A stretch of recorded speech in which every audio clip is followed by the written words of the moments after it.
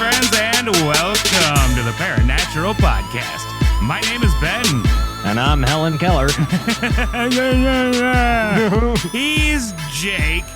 And we are so glad to have you with us tonight as we venture into the subarctic Canadian wilderness and explore the legends of Nahanni Valley, a place better known as the Valley of the Headless Men. Jacob, how you doing tonight, buddy? Good. Good. How are you?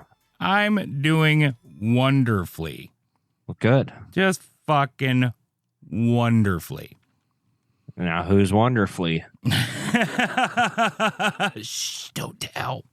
A weird name. Isn't it? So, Headless Men, you say? Headless Men, I say. And we'll get there. And we should probably get there with some sort of quickness because this might turn out to be a long one. So, a couple of things before we get to it. I'm used to long ones. Heard that about you. Yeah. First, if you enjoy the show, don't forget to share the show with a friend, or 2, or 10. Mm-hmm. Or 50. And if you are an Apple user, leave us a 5-star rating and review on Apple Podcasts. We get to 50 of those, y'all get a live chat. Do it. Second, my source for this episode is the book Legends of the Nahanni Valley by Hammerson Peters. And I gotta tell y'all, this book is fucking impressive. Hammerson Peters. That is the man's name. What an awesome name. I know, right? I bet his parents let him stay up till like 10:30. When he was 3. Yeah. Now, the book covers absolutely everything from all of its various angles. And I've said it before, but never meant it as much as I do right now.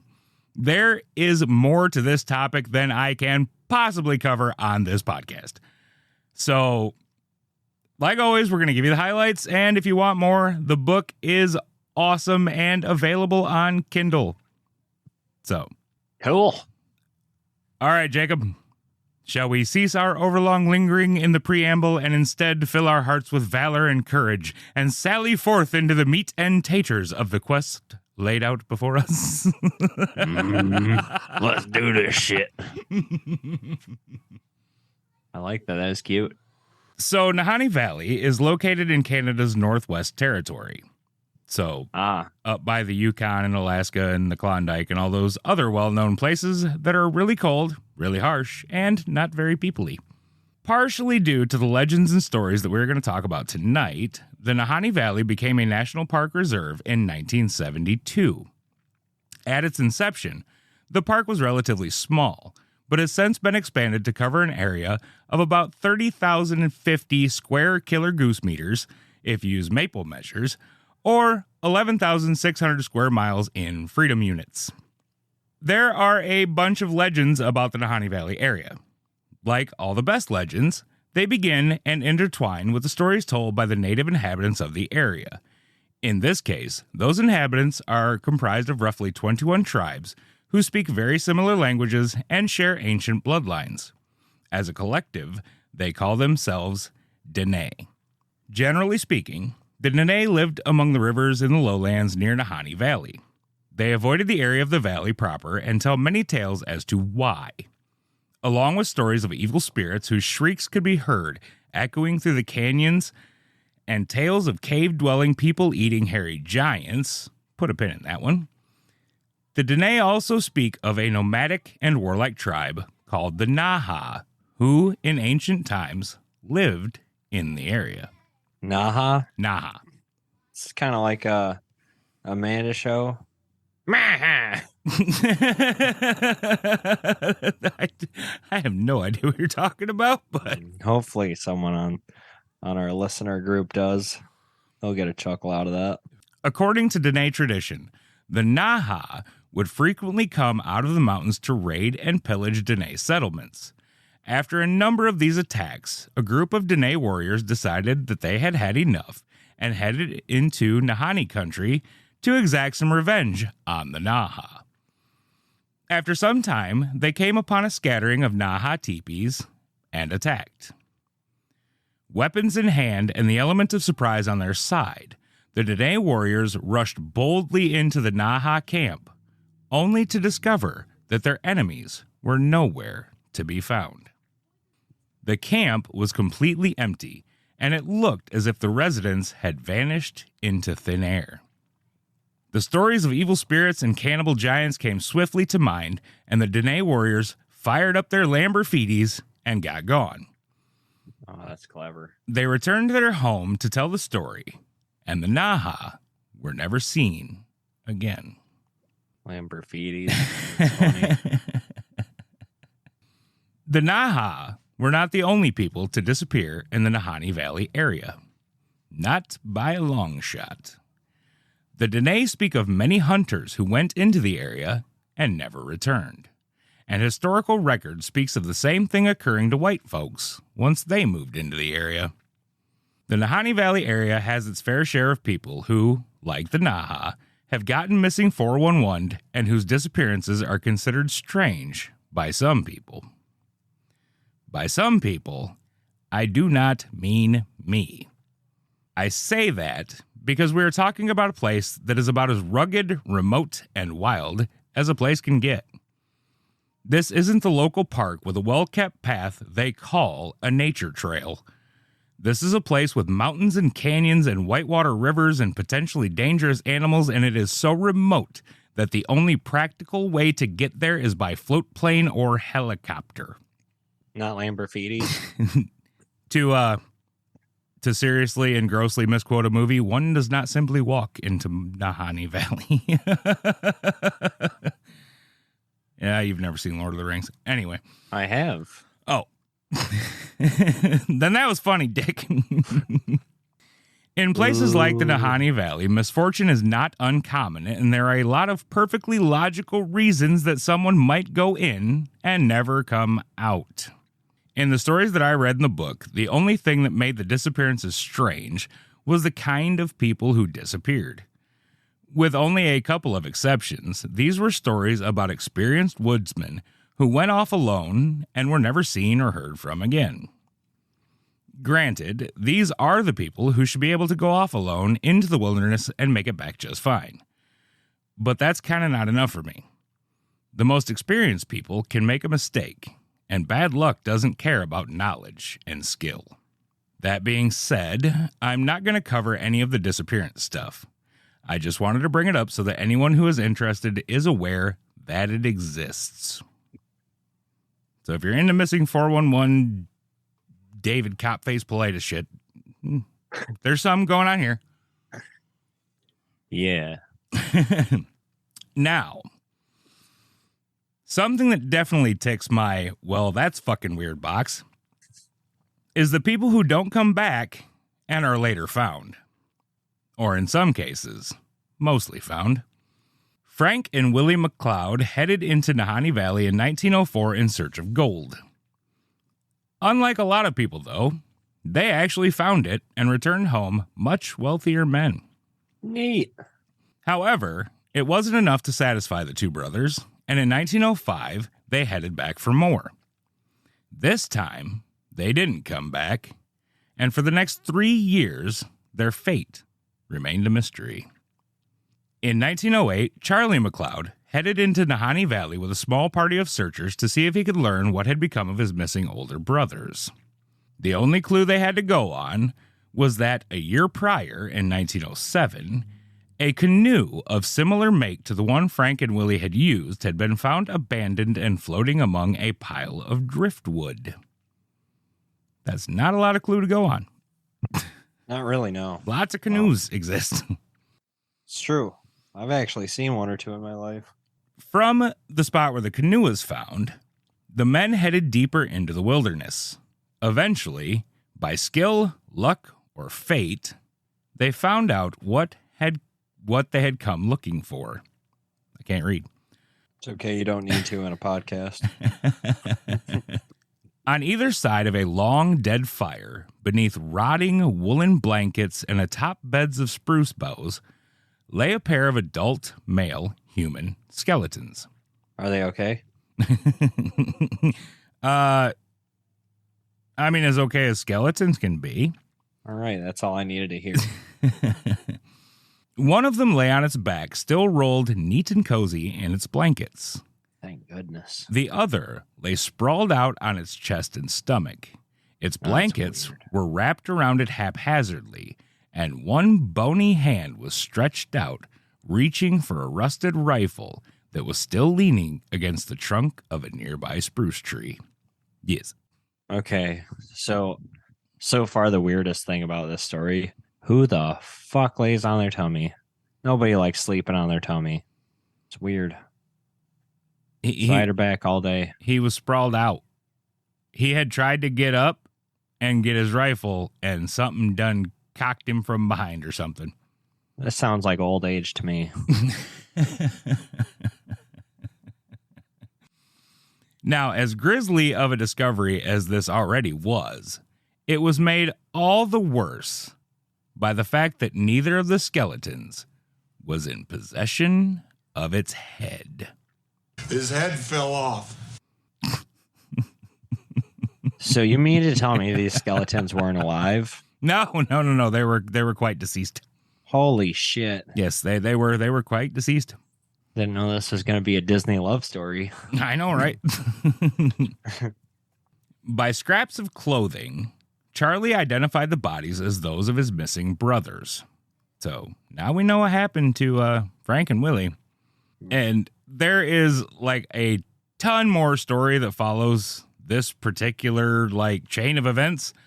They include Charlie going on a manhunt and the legend of the lost McCloud gold mine starting to circulate.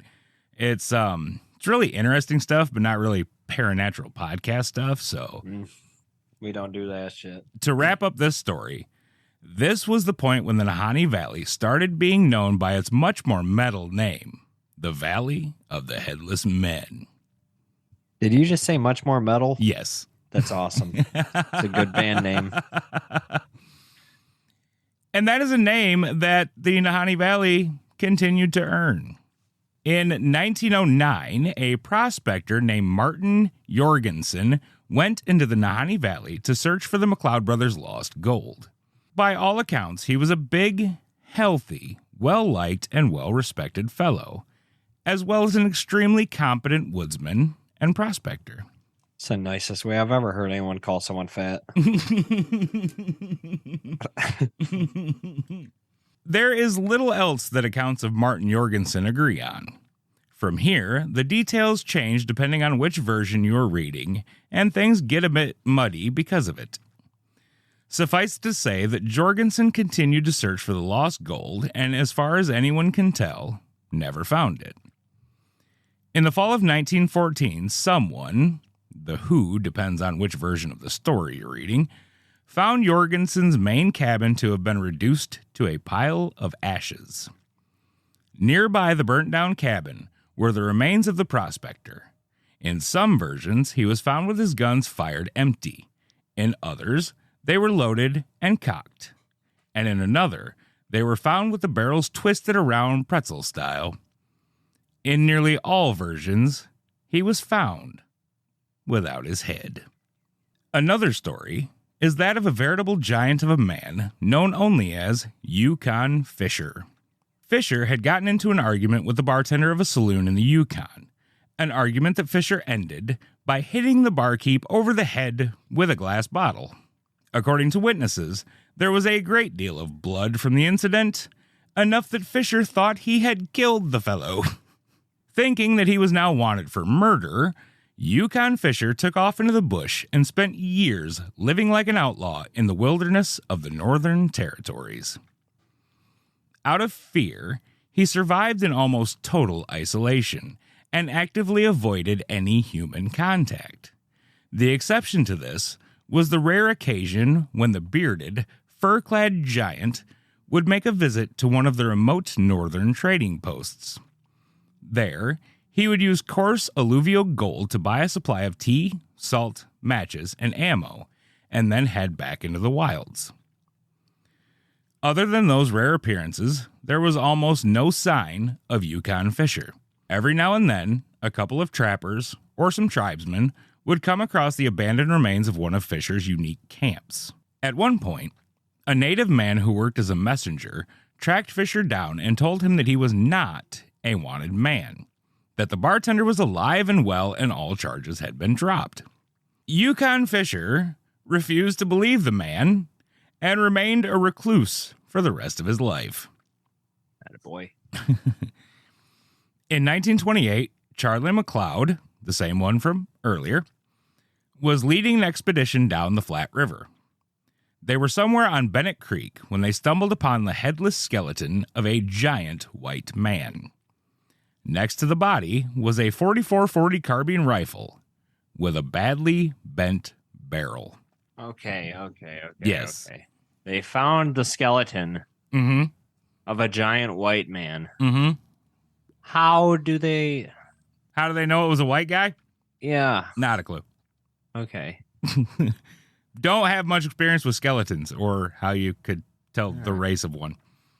You see the finger bone? That's a white finger bone. I mean, like the skeleton might have had clothes and stuff on him that like natives wouldn't have wore. I don't know. And he was big as fuck. How big as fuck? Like it doesn't say how big, but they called him a giant, like a veritable giant of a man. I've been called a giant. Like Native Americans in that area are not real big. They're kind of short. So he's probably 6 foot something. Most likely, yeah. A little fella. Anyway, weathered axe cuttings in the area indicated that the man had died some 15 years prior, around 1913. It's a good year. Although there was little real evidence to support the theory, everyone pretty much agreed that the remains belonged to Yukon Fisher.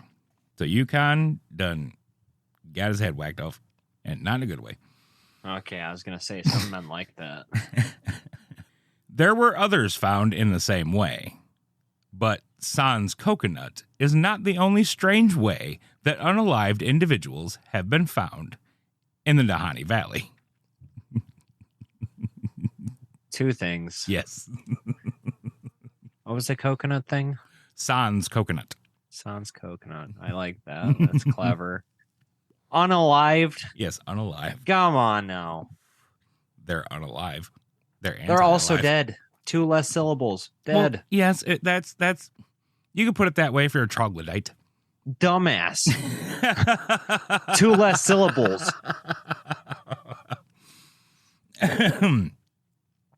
I told you I was entertaining myself while writing this.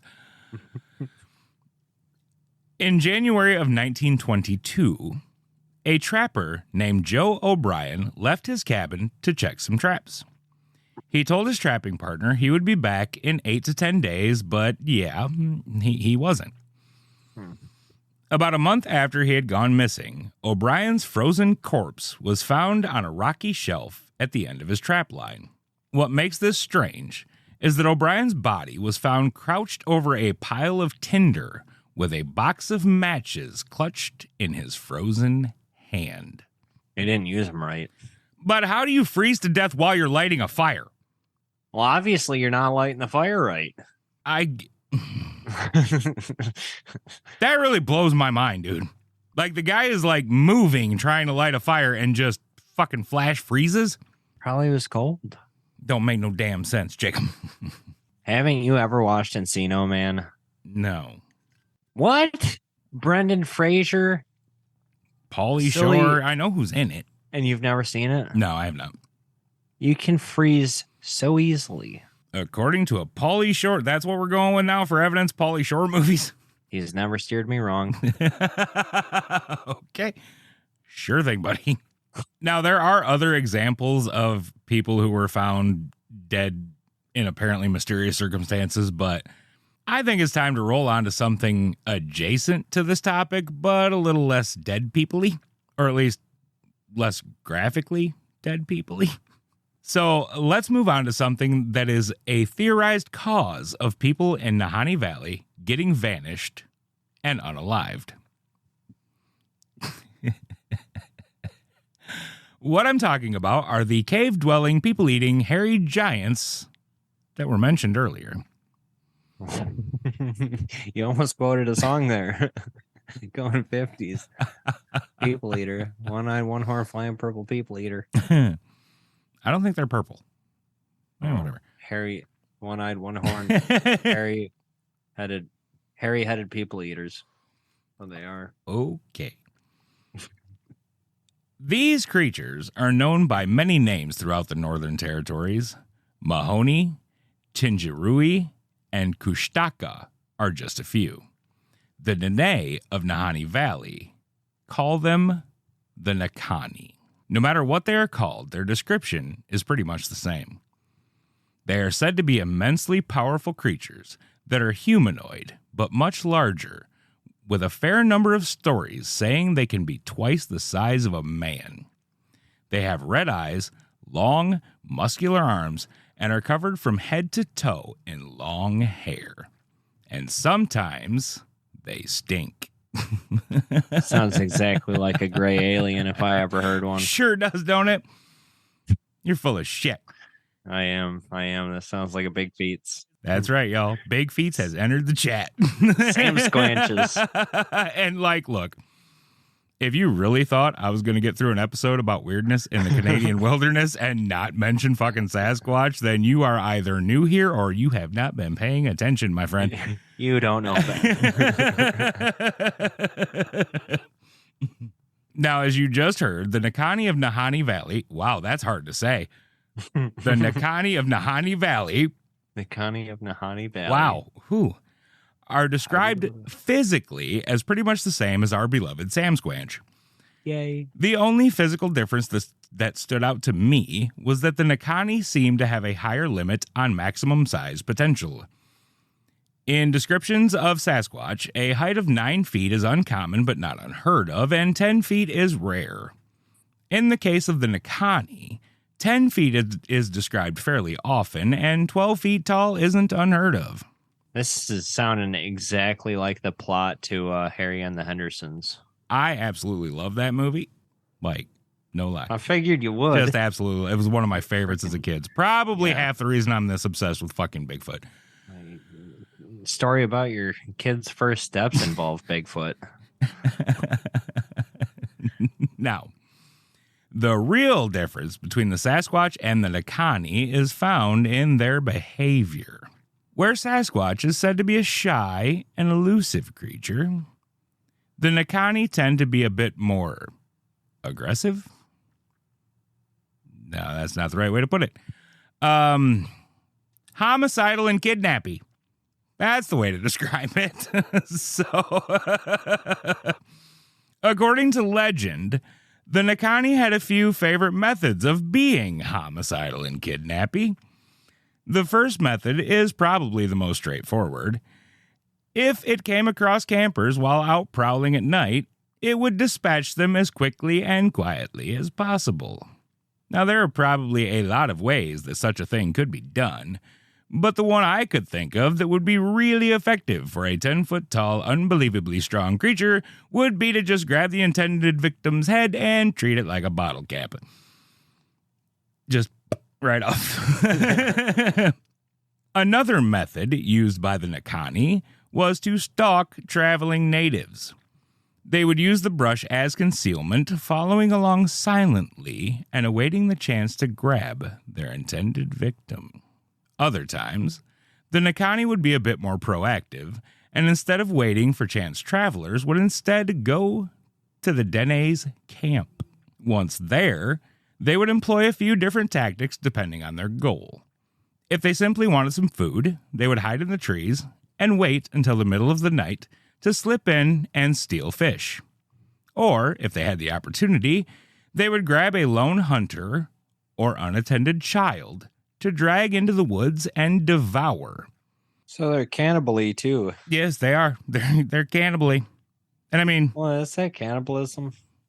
Technically, no, they're not cannibalism because they're not eating their own kind. They're eating our kind. Dicks. But that's frowned upon in most human cultures, eating people, no matter what you are. It's true. But I mean, really, fish, hunter, kid, everything's good with ranch, right? Well, it's Canada. More like malt vinegar, right? Everything's good with gravy. I don't know. Other times, the Nahanni would be there for other nefarious purposes and would hide and wait for a young woman to stray a bit too far from camp. Just like the fish, these young women were snatched up and drug out of camp. Unlike the fish, they were not simply devoured in the nearby woods, but were instead taken to the creature's lair for arguably worse purposes. I know I'm going to hell.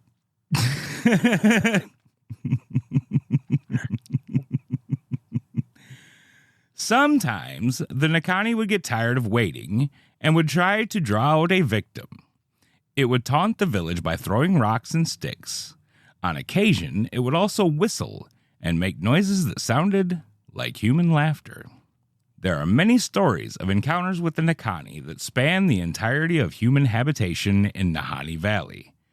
Stories that I am not going to get into here. Reason being, with a couple of exceptions, they really aren't much.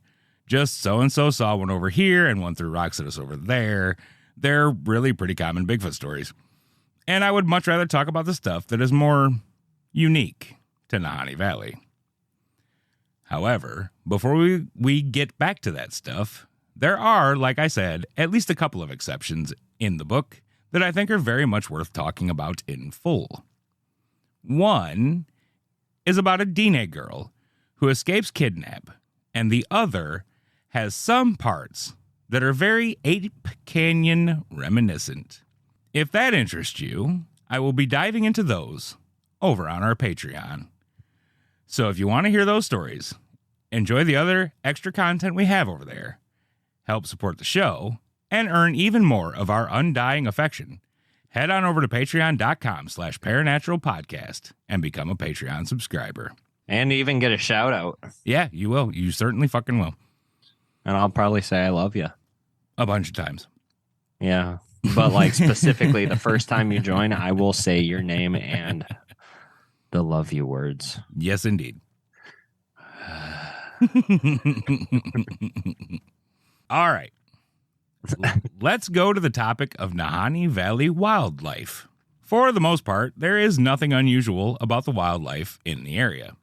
It is exactly what you would expect to see in that particular geographical location and that kind of terrain, for the most part. There are stories, though, that speak of things that are outside the norm. Stories that run the gamut of the unusual.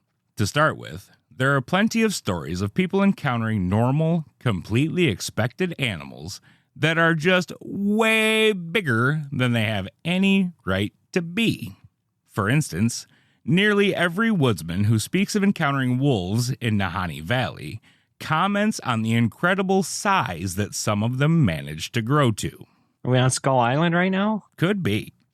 Okay. Similarly, many eyewitnesses have spoken of seeing colossal grizzly bears that are described as being around 12 feet tall. Ooh. For the record, the largest brown bear, which is what the grizzly is related to, is the Kodiak, and they come in at around 10. Max 10. Yeah. It's a big bear. One of these Nahanni grizzlies was said to be, quote, the size of a 2-year-old moose, end quote. It's quite big. And another that the witnesses named Slim Jim was described as being, quote, enormous as a boxcar, end quote. It's also quite That's large. fucking huge. There are also said to be moose in Nahanni Valley that are about twice the size of a regular fucking moose. It's a fucking garden moose. Which, as big as a moose already is, I feel like twice the size is that's just bordering on disrespectful right there. Well, that's like, a freaking dinosaur. Holy Christ.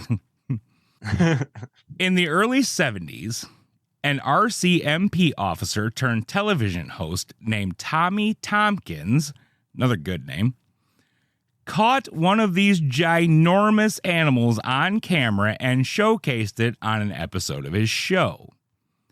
He estimated that the antlers of the enormous bull were around 12 feet from end to end.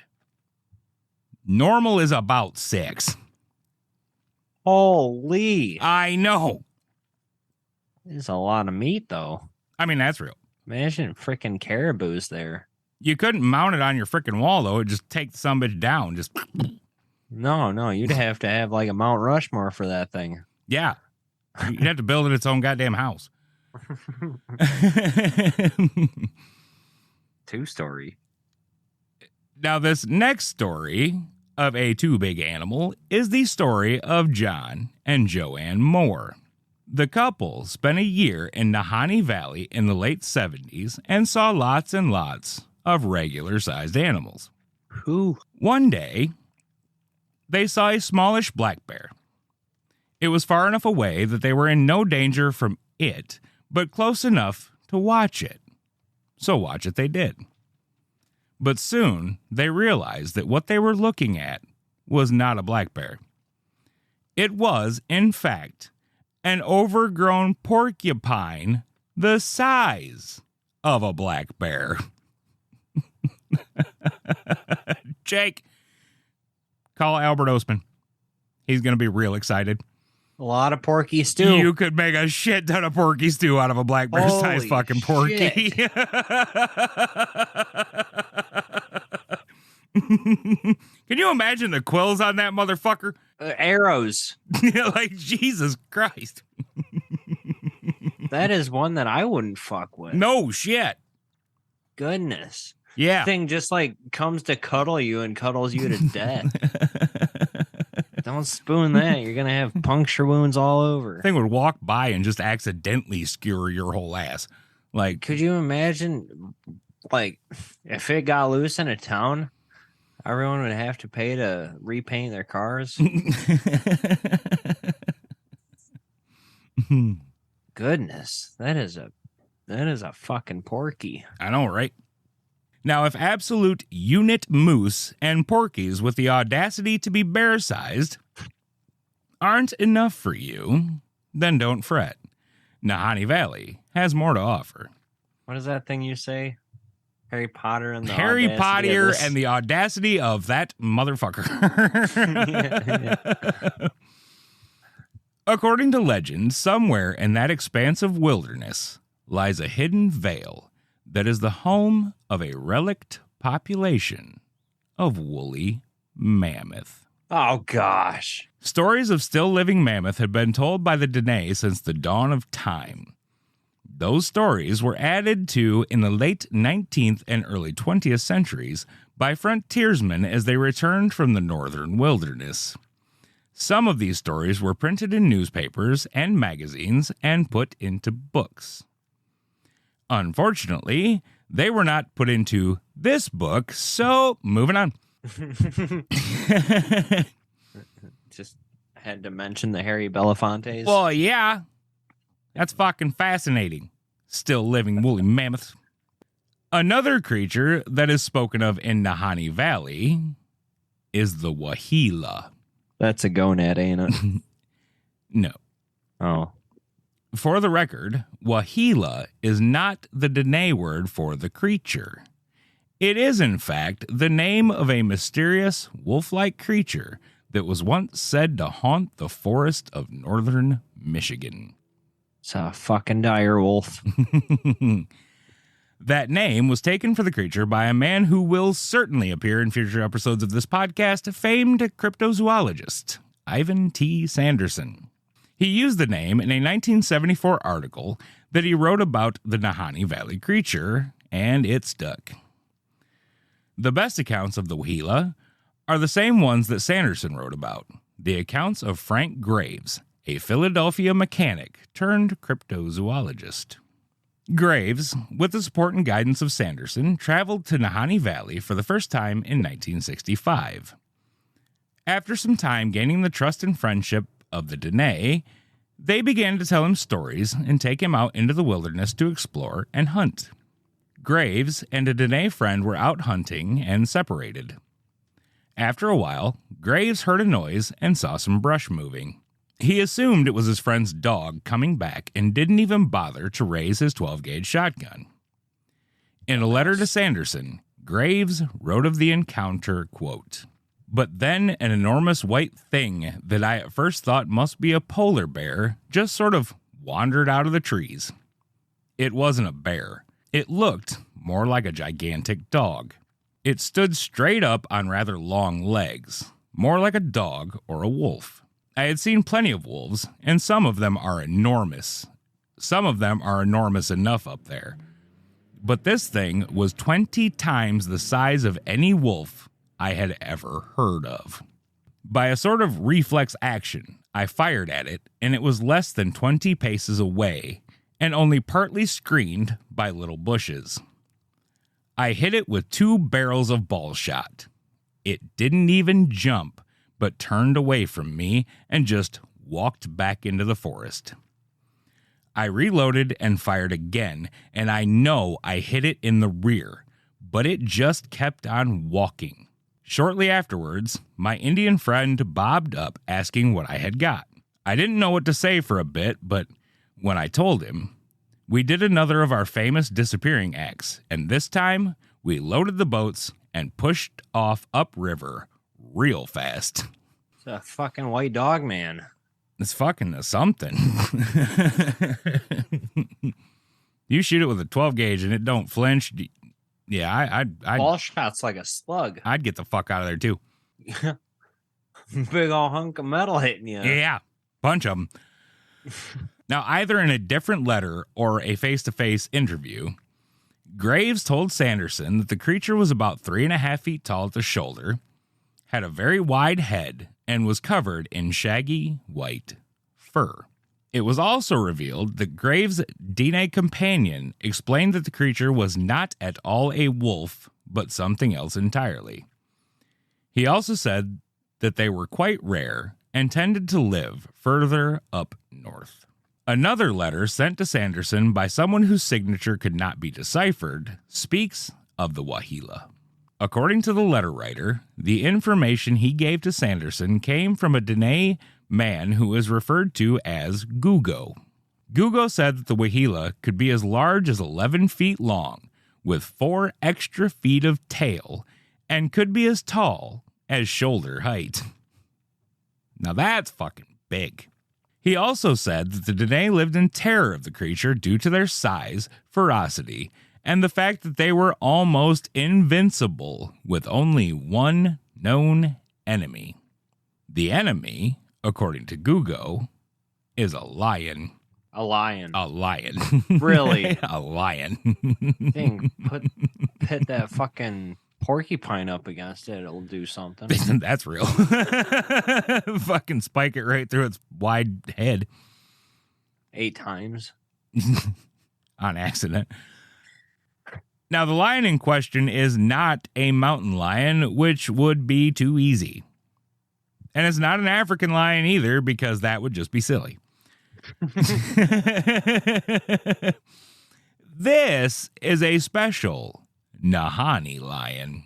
This lion is, of course, an absolute unit of an animal that Gugo described as being at least as big as the Wahila and afraid of nothing.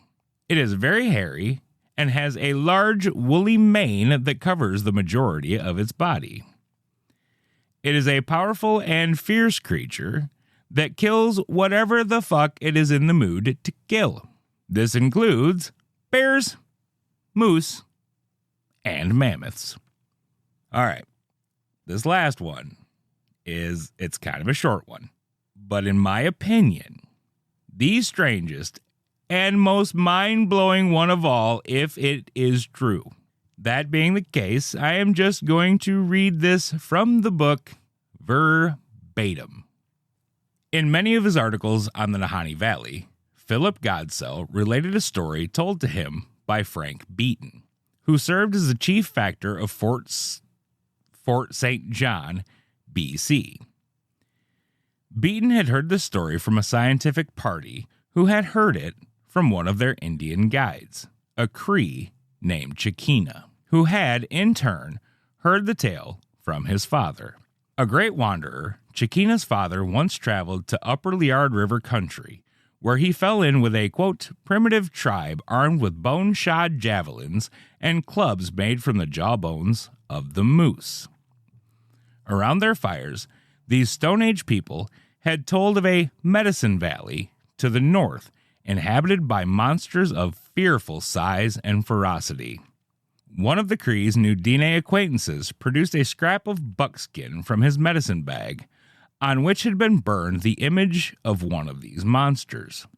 The Cree managed to acquire this charm and treasured it for years.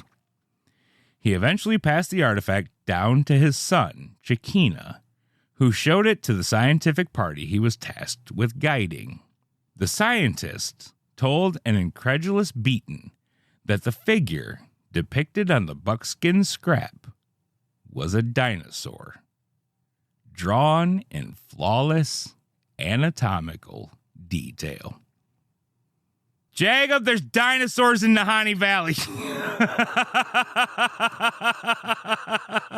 Fucking Skull Island. I almost choked when you said that. I was like, fuck.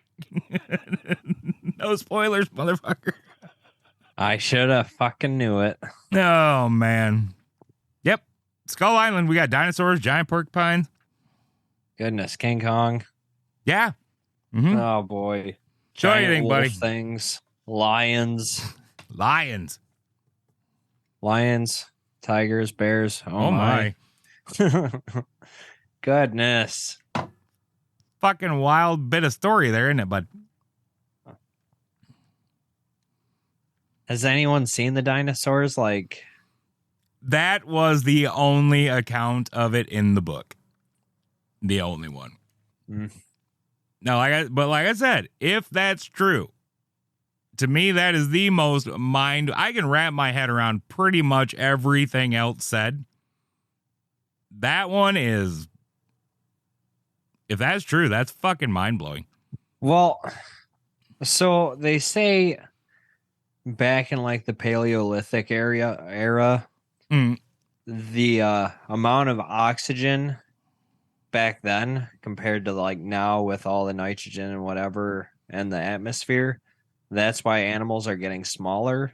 But like back then they said animals were huge due to the that only kind of applies to insects, that their size is based on the oxygen content in the atmosphere. Are you sure? Yeah, because insects breathe through their entire exoskeleton instead of just through like a little pair of nostrils like we do. So we got fucking gerbil-sized crickets. Yeah, and bigger. There were like dragonflies the size of fucking eagles and shit at one time because of the oxygen levels in the atmosphere. There were fucking 10-foot long goddamn centipedes running around. Skull Island. Yeah, Skull Island. And people live in this area. Not sort of, kind of. Well, there's tribes that live there, They live around there. but they don't like live. They travel through there if they have to. If they have to, that's Mostly they avoid it. I mean, I would too if I had a freaking moose the size of a house. I mean, facts. Like, the thing won't even try to kill you. It'll just accidentally step on you and kill you. You either avoid that thing, hunt that thing, or ride that thing. There are no other options. You kill that thing, you're going to have food for 6 years. Fuck yeah, you are. You kill a porcupine, you're going to have food for 2 years. Now, one that I didn't mention, but fuck it, we're here. We got a second. And I'm going to bring it up for a reason. The Danae also talk about like giant beavers that live in the area. Like 6-foot long beavers. And in prehistoric times, around the same time as the woolly mammoth, actually, beavers that big did exist. I'm not sure if giant porcupines ever existed, but giant beavers fucking did. Yeah, ain't no sleeping there. Freaking slapping their tails and shit. Can you imagine how quick they'll take out a tree? 2 bites. Yeah. Imagine the freaking chompers on them. They got the ivory tusks. Fucking A, right they do. Holy cow. Which, speaking of ivory tusks, the mammoth thing, you ask if there was any stories or anything. There's not in this book, but there is the story of some evidence in 1889. That's a good year. the guy who was writing the book where a lot of these stories got recorded was brought tusks by some Dene hunters. And that on its own was not unusual. In that area, the mammoths, like, they used to live there and they died there. And sometimes they get uncovered, like when the permafrost melts or, you know, as erosion happens and shit. So people up there will collect tusks and they could bring them and sell them or decorate their house with them or whatever. But what was unusual was that the tusks that these guys brought him still had blood on them. That doesn't last hundreds of thousands of years. And when he asked them where he got where they got them from, they said that they had come across a herd of about 50 mammoths and had hunted one.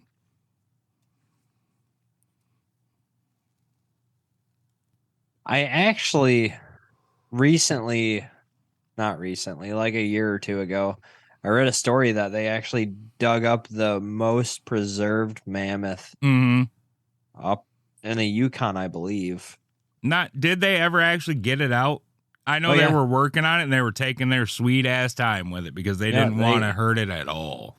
They got it out and they're like they're saying it has enough DNA still left in it to where they will be able to bring back the woolly mammoth. And like now there's commercials saying while the woolly mammoth is still extinct, like they're gonna bring this back. Jurassic mammoth. That's crazy. Yeah. I mean, like like cold parts of the world I feel are the least explored other than like the ocean. Oh yeah, for sure. So something like this, I feel like it could happen because mammoths were hunted to extinction and also the Ice Age. But if they're going to exist anywhere, it's going to be there. A place like that would be home for them. The thing that doesn't make sense to me is the dinosaurs. No, that does not make any sense, which is why because like the terrain and stuff that they lived in, it was 100 degrees and like everything was overgrown. So they would always have food. And so yes and no. No and yes, actually. They have actually now come across evidence that dinosaurs lived in climates that were significantly colder than we would have previously thought. Really? Yes. Much like birds live in cold climates, they think some dinosaurs may not have been cold-blooded. So what? We got some mammal dinos? Birds aren't cold-blooded either. Sure they are. No, they're not. Sure they are. No, they're not. Sure they are. You're fucked. Put them in a refrigerator, you're fine. You're cold-blooded. I'm hot-blooded. Check it and see. In fact, I have a fever of 103. You knew exactly where I was going with that. Sure did, buddy. Sure did. Rocker, what can I say? All right. Any further thoughts on the Nahanni Valley? All right. So we got giant werewolves. Yep. We got bear-sized porcupines. Yep. We got lions. Sure do. That are the size of werewolves. Oh, again, the lion thing. I was also going to tie that into the beaver thing and the mammoth thing. There were at one point on this continent in that area during the Pleistocene lions in, like I said, that area. Like full mane? The American lion. I don't know if it had a full mane, but it was actually bigger than the present day African lion. I remember reading that somewhere. I just didn't think it had a mane. I thought it looked like a great big stripeless tiger. I don't actually know if it had a mane or not. Tigers are bigger than lions, right? Yes, question mark? I think so. All right, so we got that. Got all that stuff.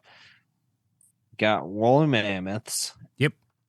Got fucking dinosaurs. Yep. Got Bigfoots. Yes.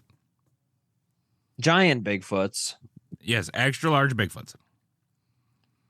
That eat people and tear their heads off, maybe? Question mark. Yes. Now, is everything giant? No, there's regular size stuff there too. Just predators are giant? And moose? And porcupines. And yeah. They can be predators. They don't even mean to. But you see how many dogs they fuck up? And beavers. And beavers. And giant beavers, yeah. Goodness. Could you imagine the slap sound with that tail? Holy crap. Sound like a freaking firework. Be like dropping a lifeboat off the size of a ship. So, is it like just like a land that time forgot about or what? Maybe. Huh. I don't know. I guess I hate the cold, but like once our Patreon people get to it and send us to England, then we can go. We can go hop a plane and head to Nahanni. Yeah. Oh gosh. Yeah, I know. Yeah, it's crazy stuff, but it's stuff that, like, honestly, you can look at and go, maybe. Like, see, there's no pictures of the dinosaur and the buckskin, is there? Not to my knowledge, no. I want to see if it looks like a lizard. See what it looks like. I mean, I have a million questions, but possible. I just want to know why most of the giant things there are predatory. Because it sounds like there could be truth behind it, but it also sounds like a scary story. Like, yeah, I get where you're coming from. And this is where your 90-foot Wendigo comes from, huh? Nope. Further to the east on that one. Oh, my bad. This one would be 180 feet. Yeah, right. Good thing Wendigos don't live there. Jesus Christ. Dogs up to shoulders on all fours. He is. I want to get a puppy from there. Yeah, right. Put a mastiff in there. You're gonna have a freaking elephant dog. Get one of those puppies, name it Kitty. Mr.